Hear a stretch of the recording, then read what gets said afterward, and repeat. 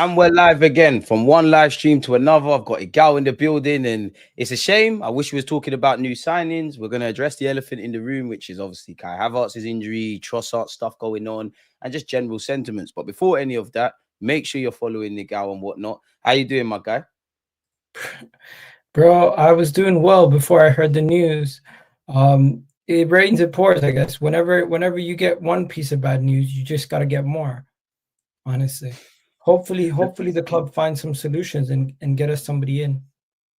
You mentioned like one bit of bad news and then the other, yeah. Obviously, the other is obviously Kai Havertz. But for you, what was the first bit of bad news? Trossard. I thought Trossard staying meant we're not going to go and sign anybody, but now you can take it two ways. One way you could say Havertz getting injured maybe means we go in and sign another player this window, but in the same breath, I'm not holding my breath that we're gonna go and get something done now because Havertz got injured. I just have to wait and see because I've been supporting this club for way too long to believe everything I read when it comes to a bad situation. They always try to paint it in a light that, well, this bad thing happened, but it can lead to something better. No, sometimes when a player gets injured and they look around and they see that nothing good is around, they're just gonna be like, hey, well, maybe the injury is not as bad as we thought, or maybe Jesus, bro. Let's get into it because honestly, let us have your thoughts, man. Don't hold back. It's not a good look. You get an injury, and immediately start talking about going back out into the transfer window. When a couple of days ago, men were talking about, well, we need to get rid of players before we can sign players. Well, does that mean we're now going to go get Eze? In my opinion, there's three options, legitimate options. The rest of them are banterous options. Like I don't see us going for any of the Man United or Chelsea guys. Even though people are saying Jackson, this, Sancho this, Garnacho that, none of those guys. Let's keep it real. To me, it's you go for Rodrigo, you go for Eze, or you go for Lookman. And I don't think anybody else is another realistic option. Lookman is affordable, probably the cheapest out of the three, right? Eze, 60 million, 35 million up front. Then you have Rodrigo, loan with an option, with the obligation to buy, plus we have to cover majority of his wages. Out of the three of them, Lookman's probably the most realistic, but he's also heavily linked to Inter. Eze is heavily linked to Spurs. Rodrigo's available. Get one of those guys in, then you can play either Martinelli, Moreno, or Trossard as a backup striker if Gyökeres needs to come off, and we can go again. I just think the priority should be the left winger, regardless of who gets injured in the striker position. We currently have two strikers injured. Maybe one of them comes back in September. Maybe Jesus comes back in September and he can be a backup striker. He's not going nowhere until January at least. But yeah, bro, it's not always doom and gloom, but this could be a blessing in disguise in one breath that maybe we do go get something done. But it's unfortunate that Havertz now misses almost the entire 2025, end of 2025 last season, and now he's going to miss the beginning of this season. He could potentially be out for longer. We don't know how long it is. He could potentially be a short-term injury. Either way, it's just unfortunate, man. It's so unfortunate, and it's just disappointing. The window ends in disappointing fashion for Arsenal on a regular basis.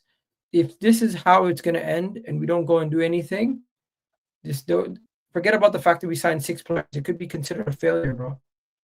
So who does that fall on? It falls on the board because they told us in January that we didn't have any options in January. We're going to go and have an unprecedented transfer window. Powder dry.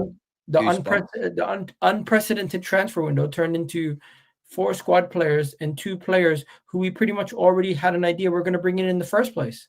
So what is the unprecedented transfer window? Adding Madueke to 2 players that we already knew were going to come bring in. I told you Madueke weren't going to be no backup, man. No, bro. The Madueke thing makes no sense. To me, it's just Chelsea are immaculate at finding ways to convince people to come buy their players. Hustlers, man. Because and when you get into bed with these super agents, they sell you on the dream of a young up and coming player. But I'm not gonna blame Madueke. I'm not gonna blame Trossard. I'm not gonna blame Martinelli.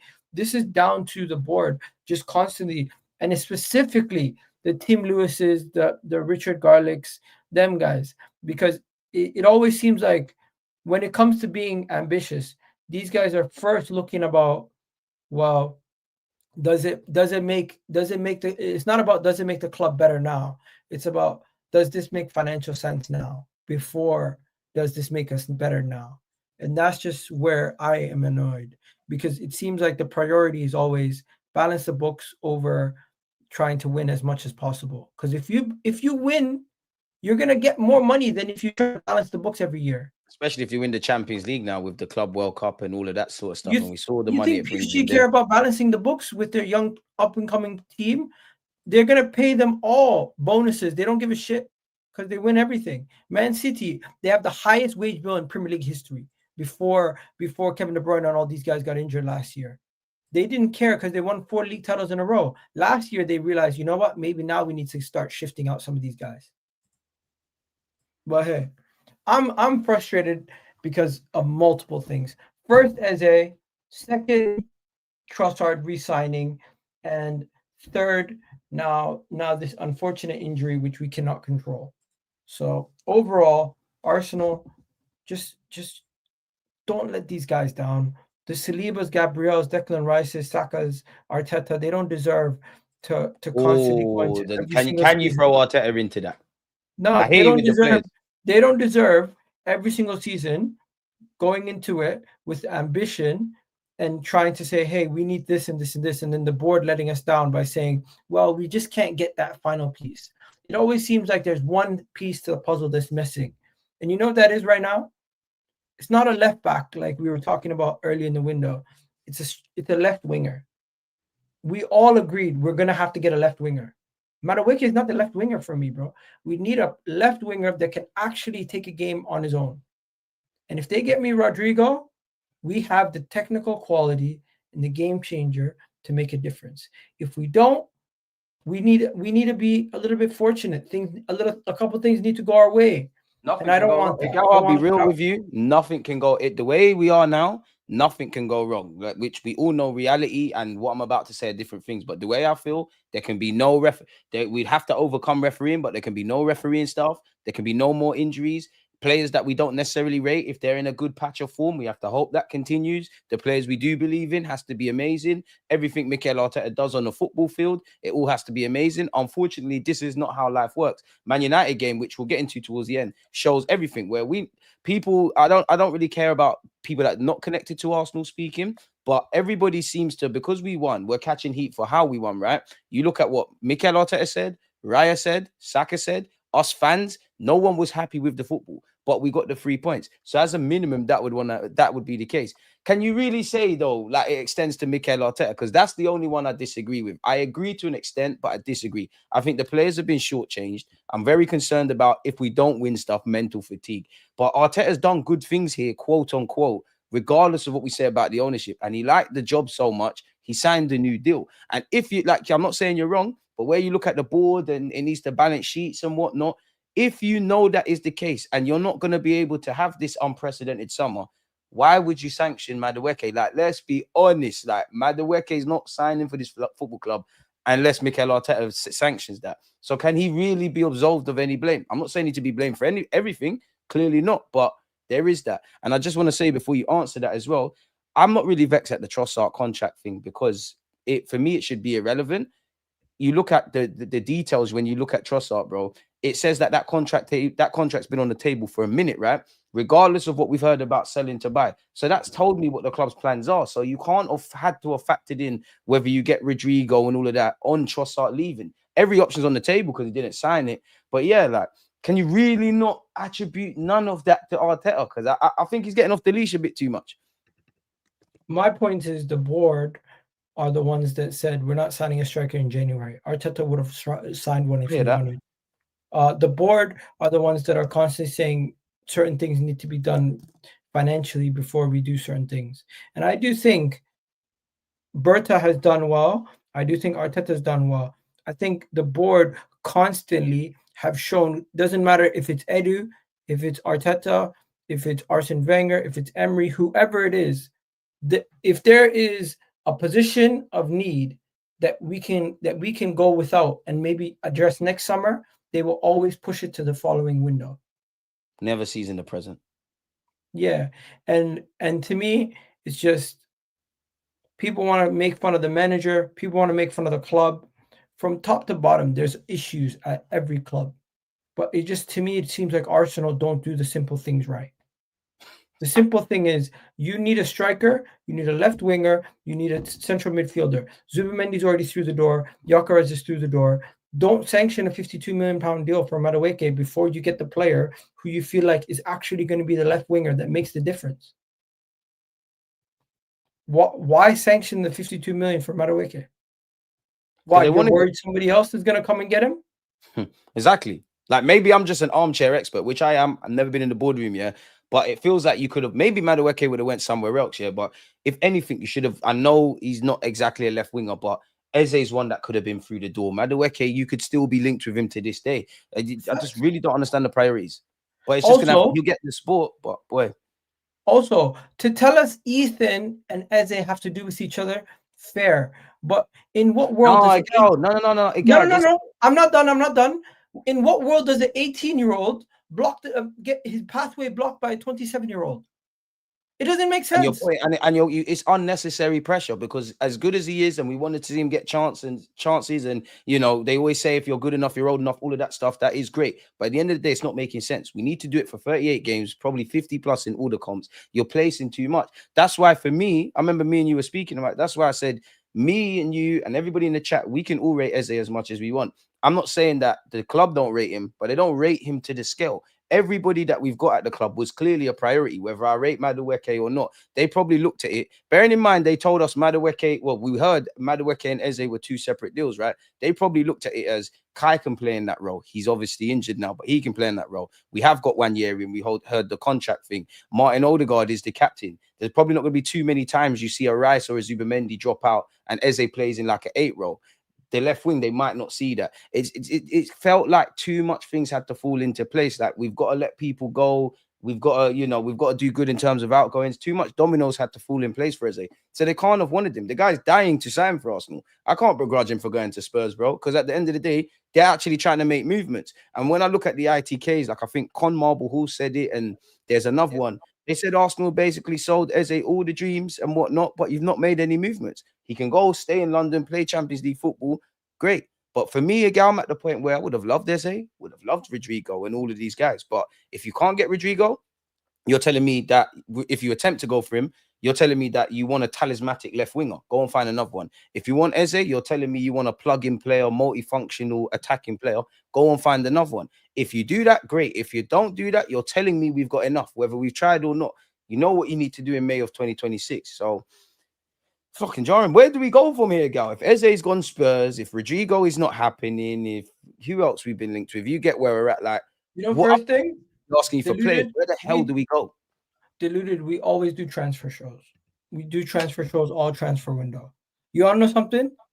As much as we do transfer shows every single day, if our family member asks us what's happening today and what's happening tomorrow and what's happening the next day, they will think we're lying to them, because every single day, the way the everything is moving. At some point this window, I thought we were going to sign Rodrigo. At some point in this window, I thought Eze was realistic. At some point in this window, I looked at both of them and said, you know what? At least one of them might come in. And now it's looking like neither. Plus, it's looking like Madueke might be deal. I thought that was no chance that was happening. I thought that was fake news. It ended up being real. This injury just puts more pressure on the club and the fan base.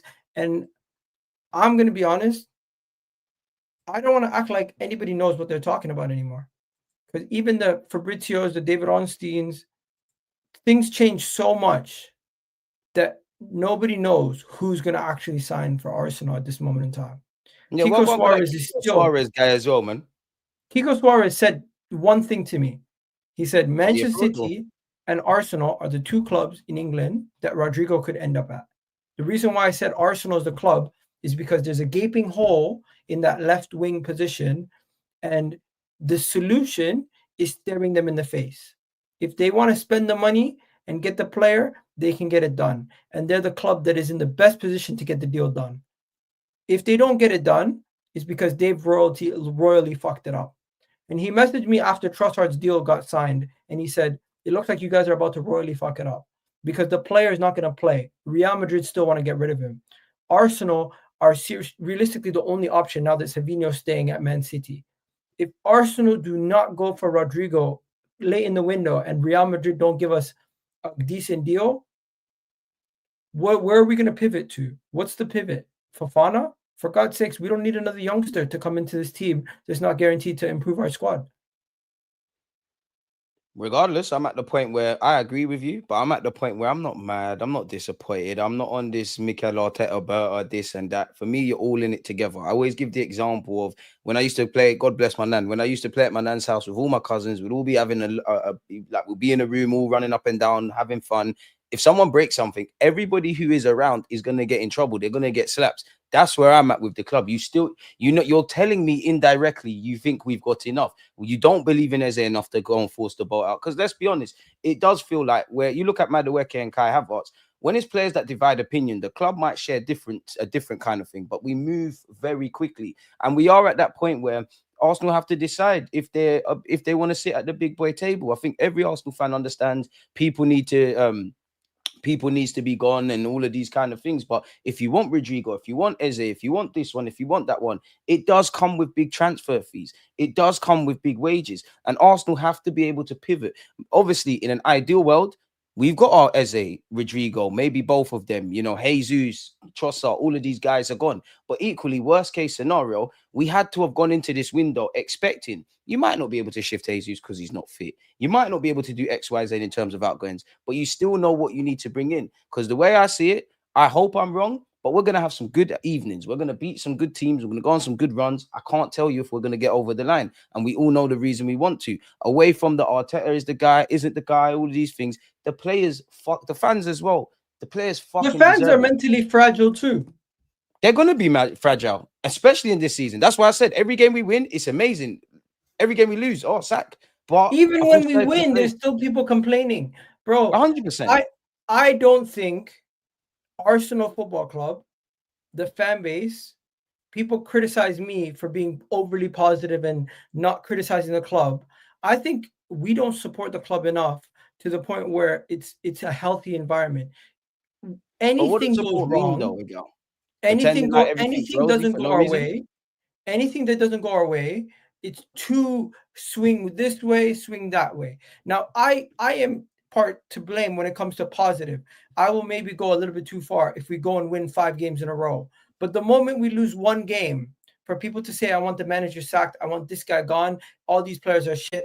How do you think you're going to go and win the league if after every little hurdle, every single person and every single person on one side of the fan base is ready to throw in the towel? Where you look at Man City, you look at Liverpool, they have a situation where they get ahead. Their fans are like, let's keep going, let's keep going, let's keep going. If we go top of the table at some point this season, Deluded, what's going to happen is Arsenal fans are going to say, well, we're not going to stay top long. Well, Man City or Liverpool are going to catch us eventually. Well, we're not that good. Well, all of our players are not world class. None of our players are good enough to help us win the league. Bro, in what sport do fans go out and criticize every single part of the club and expect them to deliver? You have to at some point be like, hey, hopefully they can keep this going. Show some belief in what you have. And if they show a good enough sample size of consistency, then you should back them. But I feel like people are quick to jump on this team, quick to jump on the manager. We have a good season where we get 10 points ahead. We lose to Man City at home. Everyone's ready to throw in the towel. We have a good season the next year. We're going to the final day of the season, and people are ready to throw in the towel before Man City ever play a game. Every single game Man City play, there's a possibility of them dropping points. We continuously picked up points, and yet people still always said, hey, it is what it is. We're not going to win. I think our mentality as a fan base has something to do with the mentality of the club. And it could be on the sense of, oh, they don't believe that it was possible to win anything last year, and that's why they didn't sign anybody. Or it could just be, hey, they're content with certain things because they're like, oh, the home fans are not as angry. I don't know It's what a it is. mixture of things, ultimately.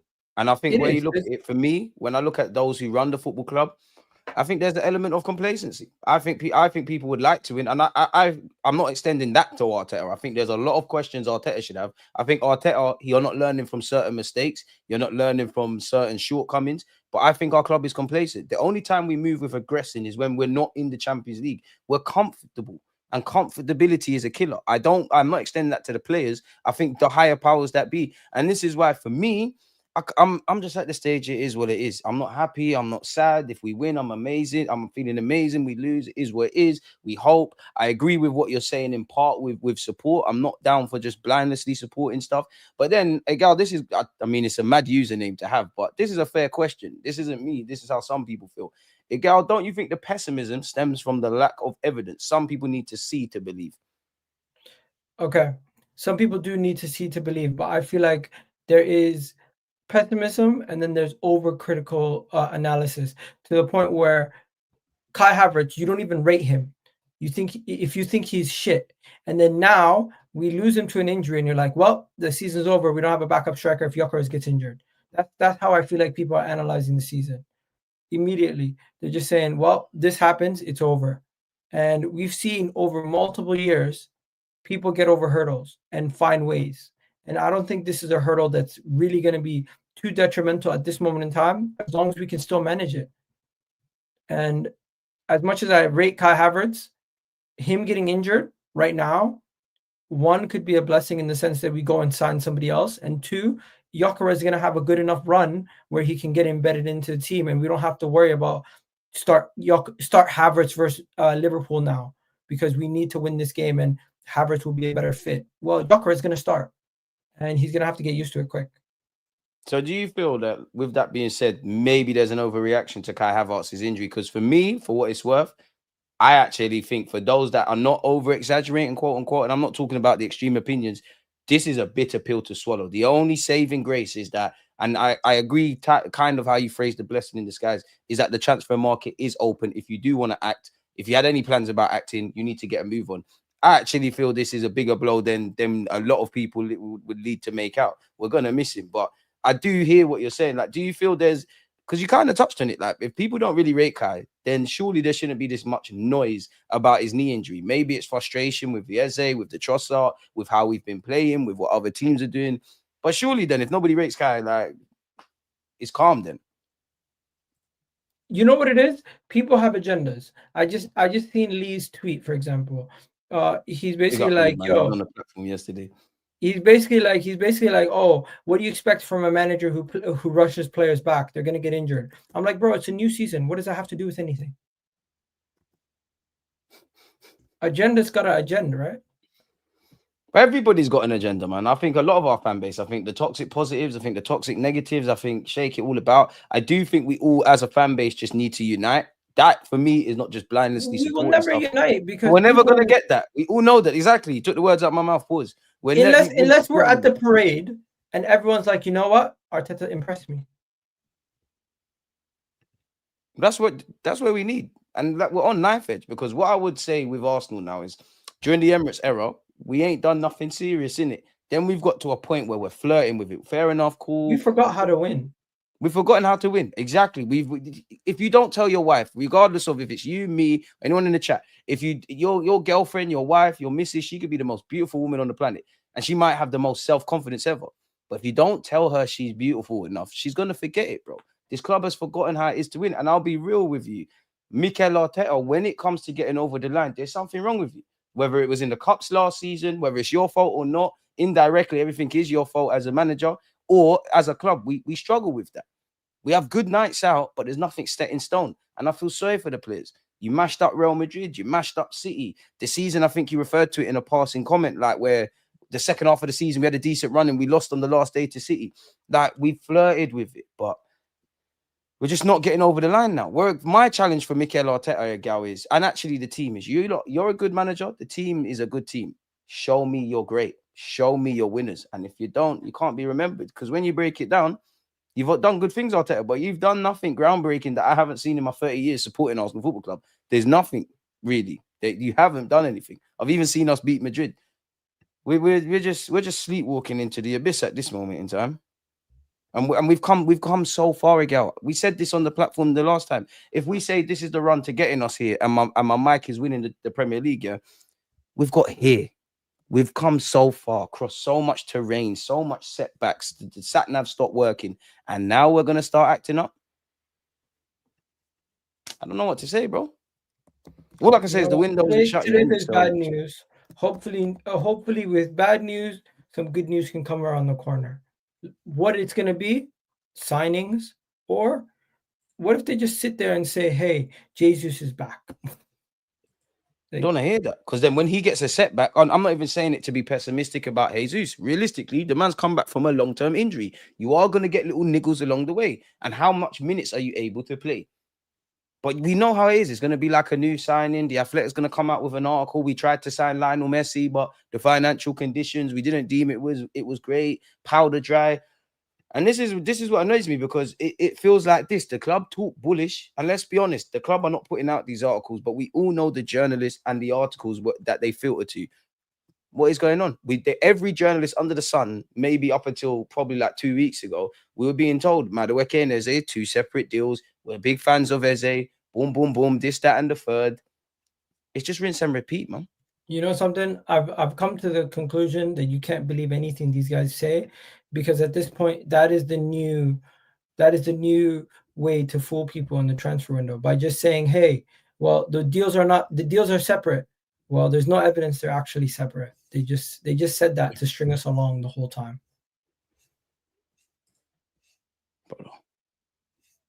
Sad, but it's true.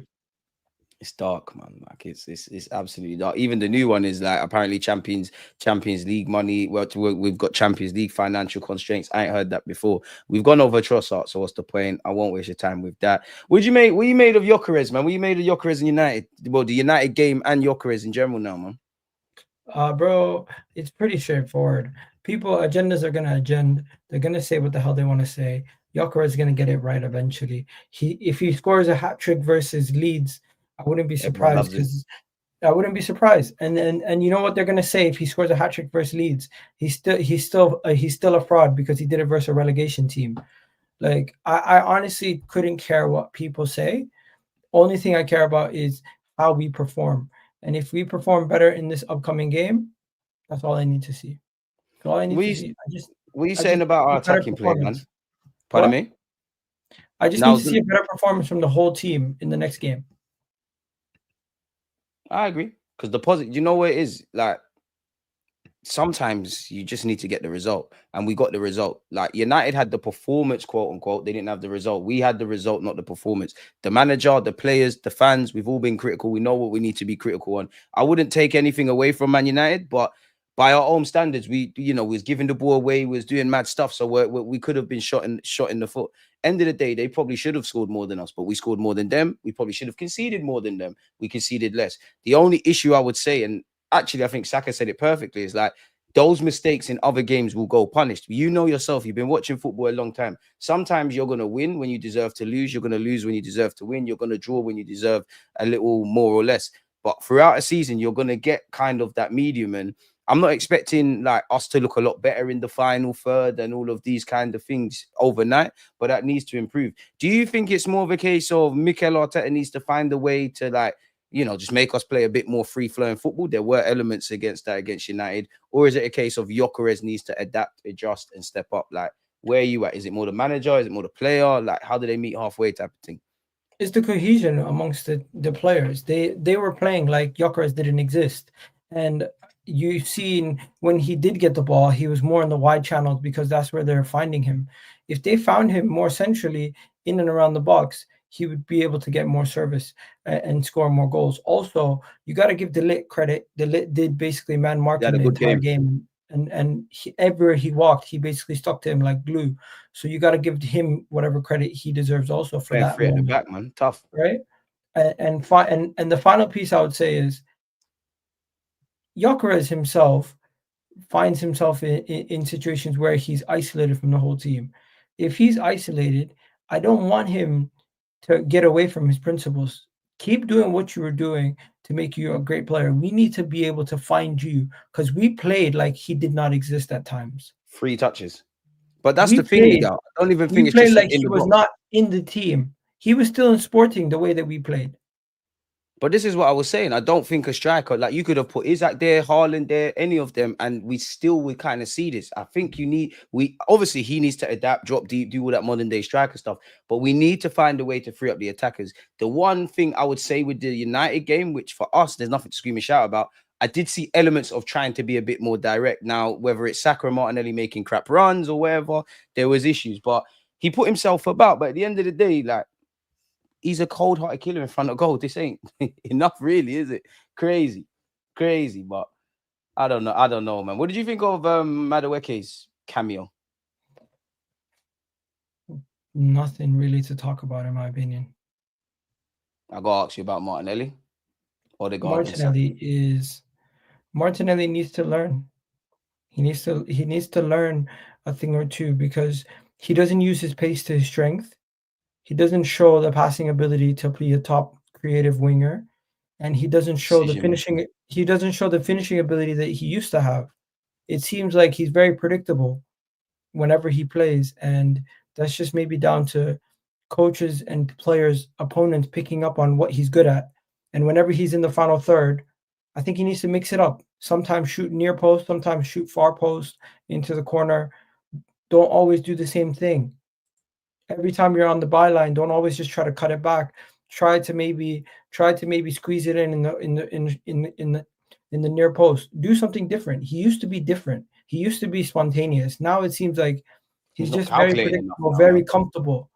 The comfortability has ringed through that whole left side, and we need someone to come in new that can rattle some cages, that can get these guys worried about their livelihood, because at this moment in time nobody's coming in there to make them worried about their livelihood. Maybe Madueke can do that, but I won't hold my breath. I don't believe in Madueke to the level where other people believe in Madueke. I still am gonna back him, but I just don't believe in him as the solution to any of our major problems. We have made 2 signings that are solutions to our problems, which are squad players and then 2 big players in Zubimendi and Gyökeres. If we want to improve, we need Declan Rice to improve.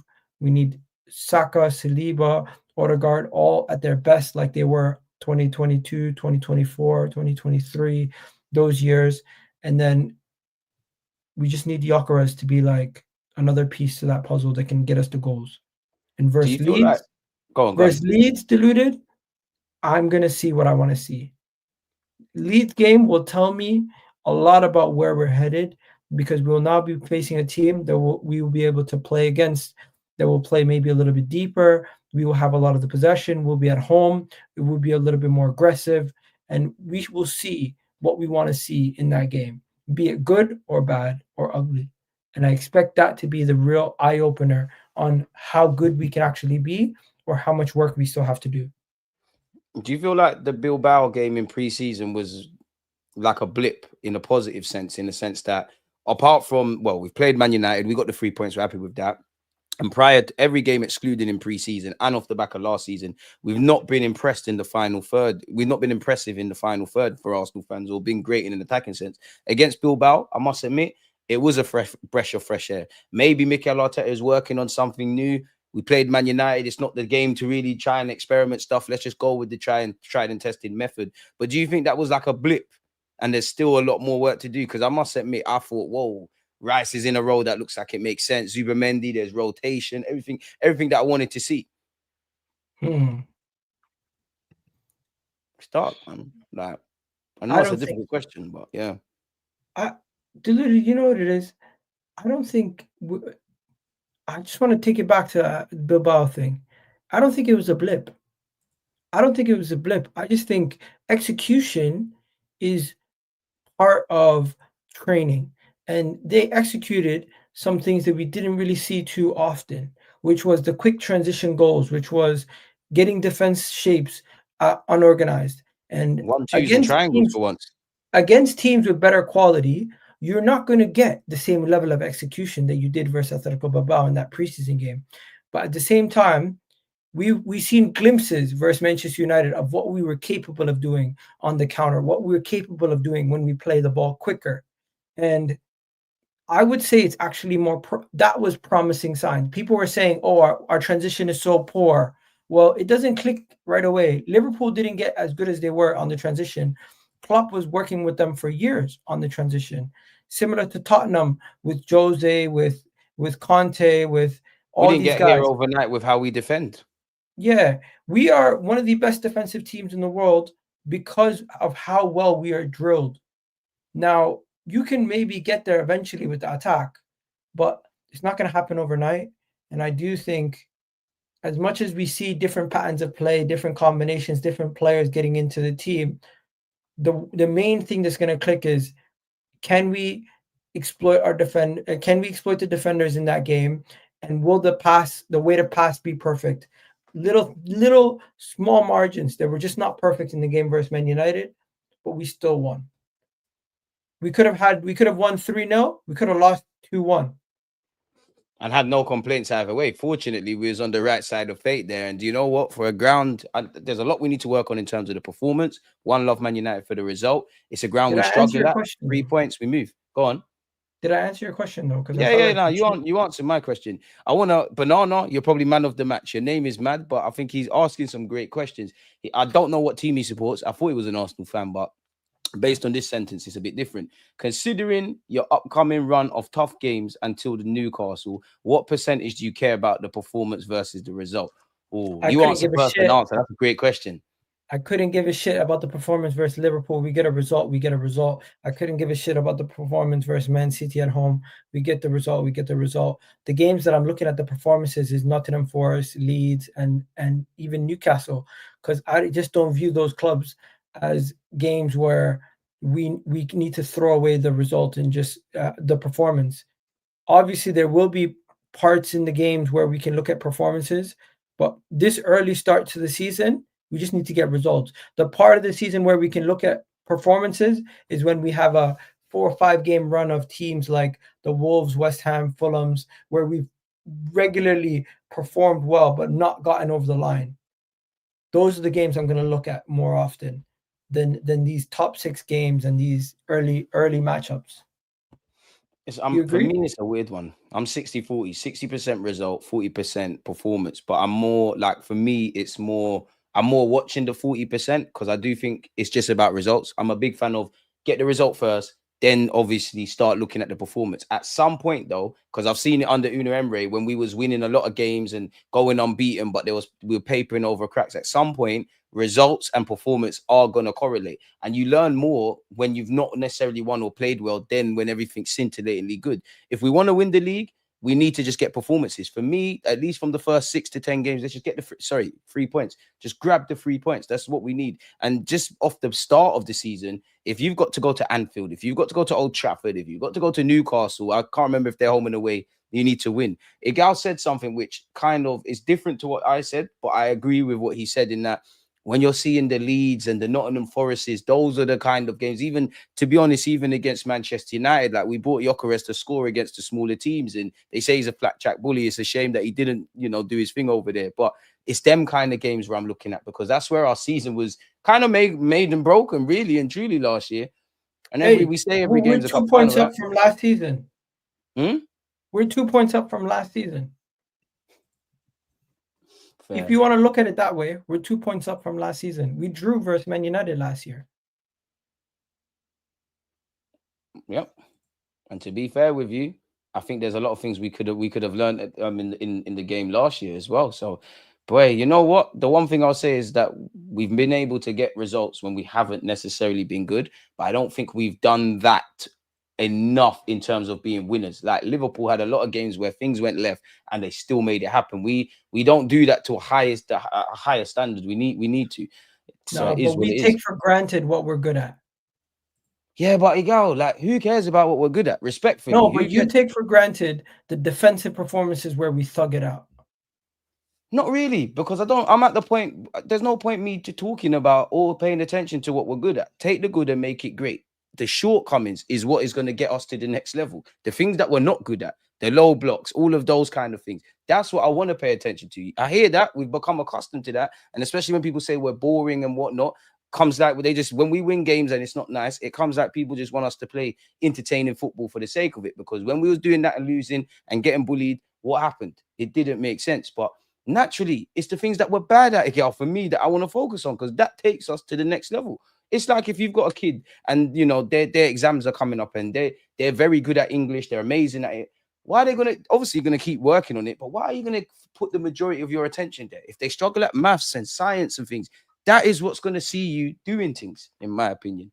A paper chaser, stay humble, man. You lost to a team that's accustomed to not winning anything. You lost to Stoke. You lot can call us whatever you lot want to call us. I don't believe this. We won. Let them call what they want to call us. No, but we can't report. The Sun just reported that Morgan Rogers for 80 million to Arsenal. They're liars. The Sun said that. Bro, I'll send it to you. Send me the link in the private chat, man. These guys moving mad now. They're just telling us, guys, don't fall for everything you read in the next 2 weeks, in the next week or whatever. They're just gonna tell us. They're gonna tell us dreams just to tell us that it's bullshit every day. Every day they're gonna sell you a fake dream. They're gonna try to sell you fake Gucci. They're gonna try to sell you a fake watch, and then at the end of the day, they're gonna tell you, yeah, it's not happening. So don't freak out. Oh man. Morgan Rogers put the money on the table, bro. Did he not just sign a new deal recently? If you're not gonna, and it doesn't make sense. To me, it makes sense. I'm on Morgan Rogers, but it's the same thing with Eze. You're gonna pay a lot of money. Is he gonna play that many times in Odegaard's role? Are you gonna drop Zubamendi or Rice, or on a more regular basis, maybe have 1-6 and rotating 8s? If he plays off the left, it's kind of the same thing with Eze, that he can do a thing there, but you see him as a long-term option.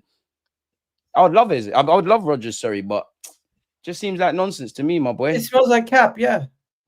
There's no point. Yeah, Gal, you're right. Like, what's the point? Like, Arsenal are weighing up stunning swoop for Morgan Rogers. To me, it just sounds like you don't know what the fuck you're talking about, and you're like, Arsenal might consider a move for Morgan Rogers based on what? I don't know why it's gone to images, but yeah, based on what? Like, what is he doing? If you don't laugh, you're crying, man. I mean, I'm having him, but sign him if you want him, innit? I think that's where every fan's at. If you want him, sign him. Just make the bids, put the money down, and all of those kind of things. He won Young Player of the Year. Now he's getting linked to Arsenal. Coincidence? I think not. PSR issues. There's several players they're going to sell before they get rid of Morgan Rogers. Like, I think they just sold Ramsey or something to Newcastle. They're probably getting some money with Leon Bailey going on loan. I know they've got wage issues. There's probably a lot of other things they will consider. They're going to sell. They're going to sell Martinez. Martinez potentially every minute linked with Man United, whether that's true or not.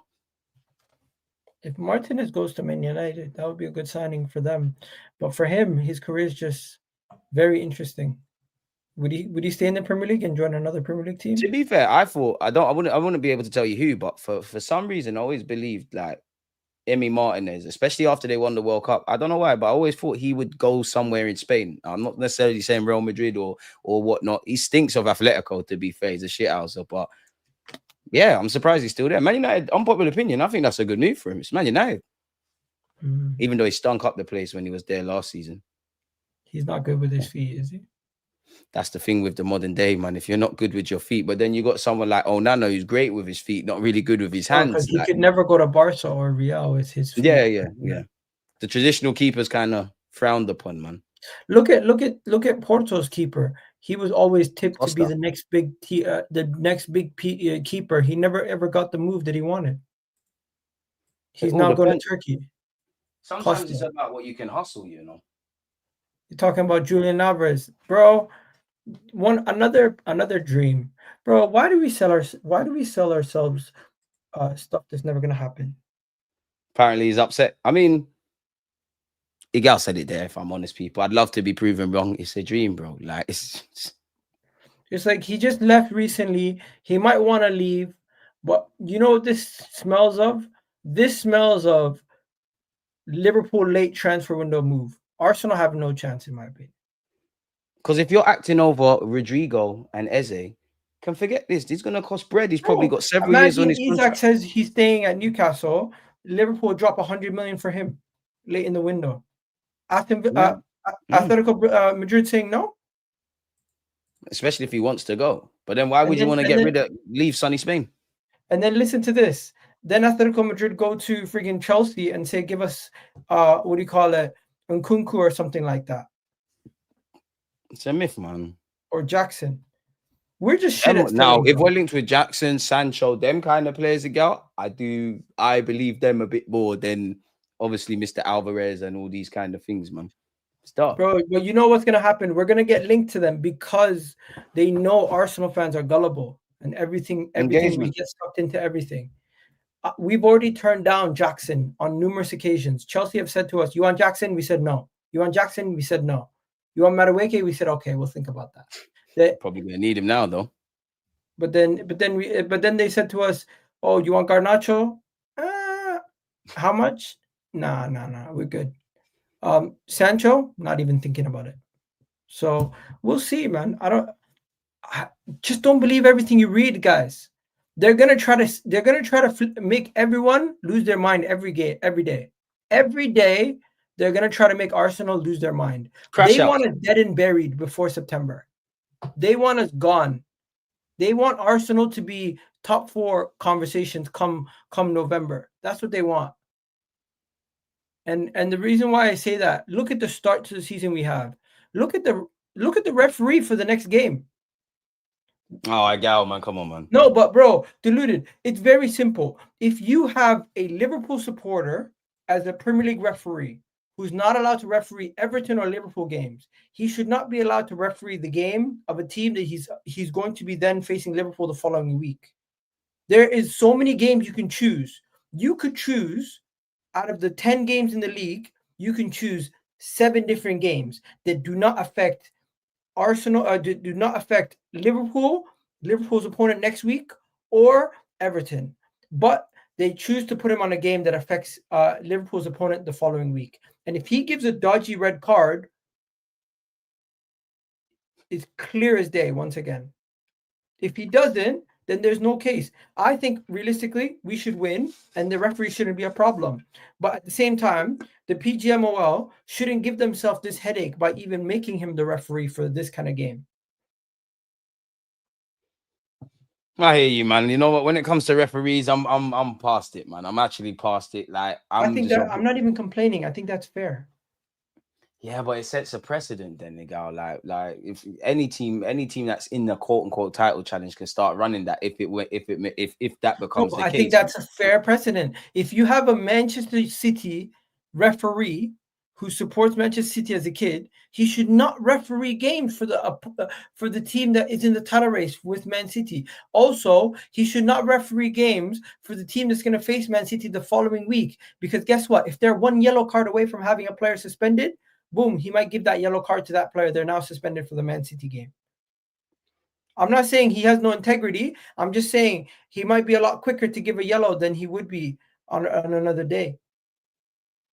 I hear you, because obviously referees are humans, and that's why I don't understand. Away from Arsenal, whatever teams, I just feel fans can be criticized. If you have a terrible shout or me, we get cornered. Managers can get criticized. Players get criticized. It feels like generally the refs are the holy grails and very protected. You know, at best, they might get removed for 1 week and then they're back. You criticize them, people get fined and things of that ilk.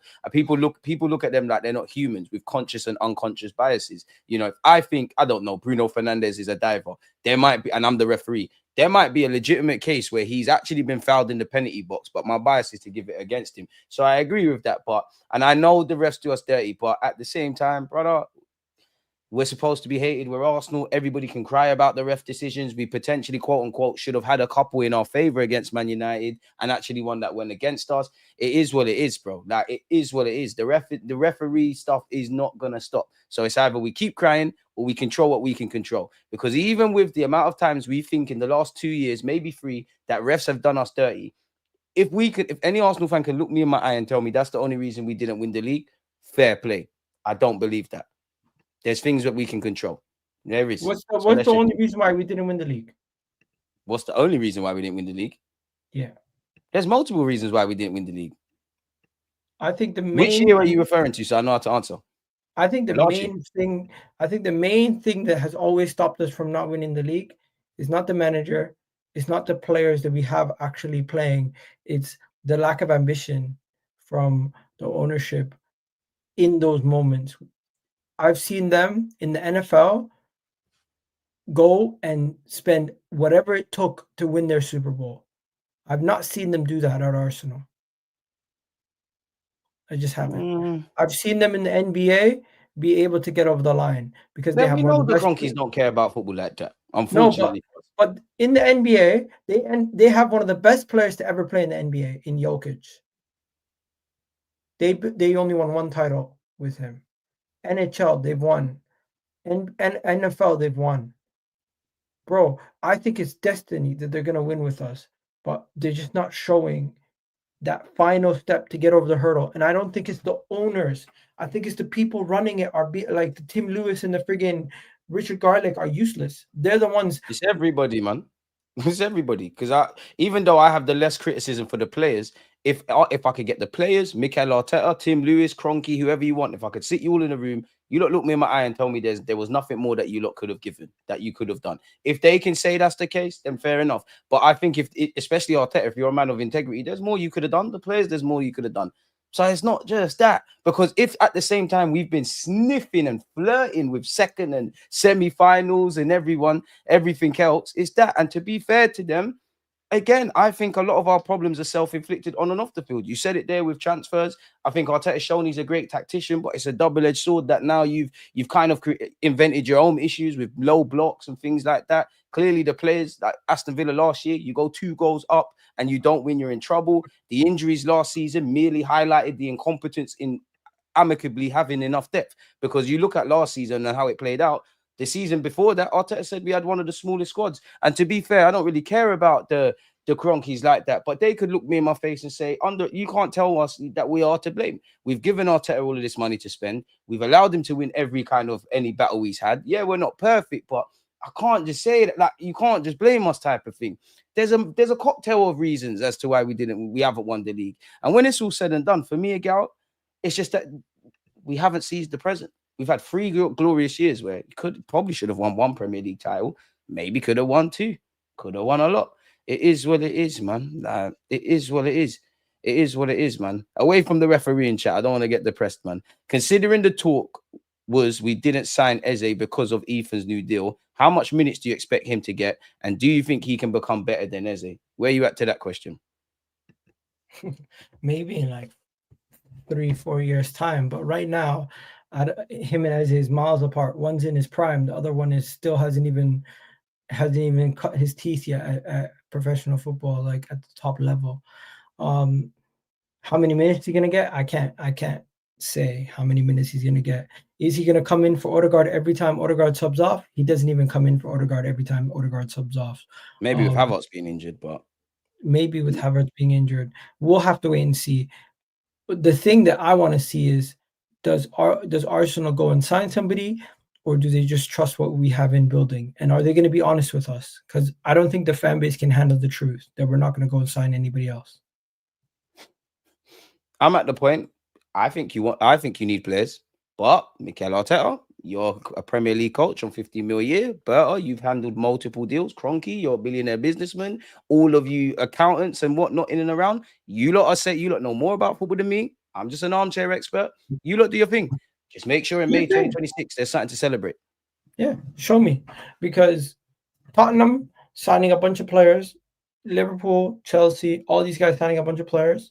We'll see. If Man City go and win this league this year, or Liverpool go and win this league this year over Arsenal, I'll be disappointed, even without any more signings. I believe our team is good enough to go and win right now, as currently constructed. But one more piece can help us get that goal even easier. We deserve it. Us fans deserve it. The players deserve it. But boy, you know what? Some of our fans don't deserve shit, bro. Nah, man. Everybody deserves everything, man. Because the honest truth is, some of our fans don't even deserve shit. They don't believe in the first place. They're just here. They're just here to celebrate at the end if we win, and cuss everybody if we lose. Fair enough. them ones don't deserve nothing. The people who deserve stuff are the people who actually feel the pain and celebrate when the highs. The people who just want to just be angry 24/7. I'm sorry, I don't know what you deserve, but you seem like you're already getting it because you seem more happy when we lose. Yeah, I mean, I could never say I've been happy when Arsenal lose, but everyone's free to do what they want to do, man. It's Egal, man. I can't lie, I'm getting upset now, man, with everything, man. We ended this on a bit of a depressing note, man. But hey, you know what the positive is? We're gonna slap Leeds. Everyone's gonna be happy on the weekend. Forget transfers for a couple of days. Go out, have a good day with your family. Go do some stuff. It's still good weather in the summer. It's August, and it's like everyone's acting like it's winter in the UK, man. It's weird, man. To be fair, it has been a bit cold the last couple of days. We're back now, though. Yeah, I'm not gatekeeping how Arsenal. Who cares about Arsenal? I'm just simply saying, if you're going to be an Arsenal fan, when we win a game, you should be happy. When we lose a game, you should be upset. It's not a situation where you should be sitting here happy when we lose a game and be. Don't you think that's how them man? What's the word I'm looking for?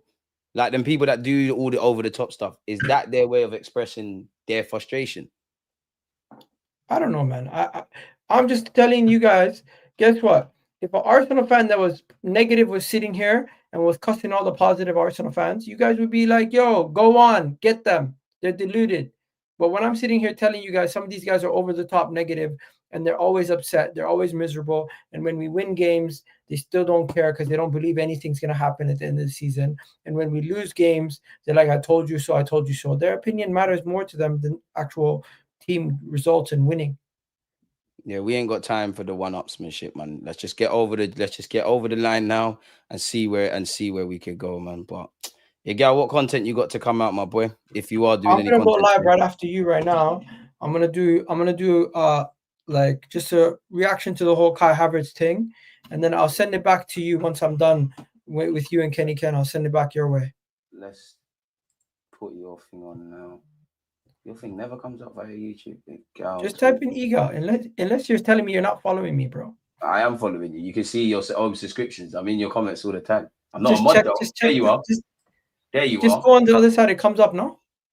It's weird because on my computer, when I type Egal in caps, it don't come out. But when I type Egal in lowercase, that's done.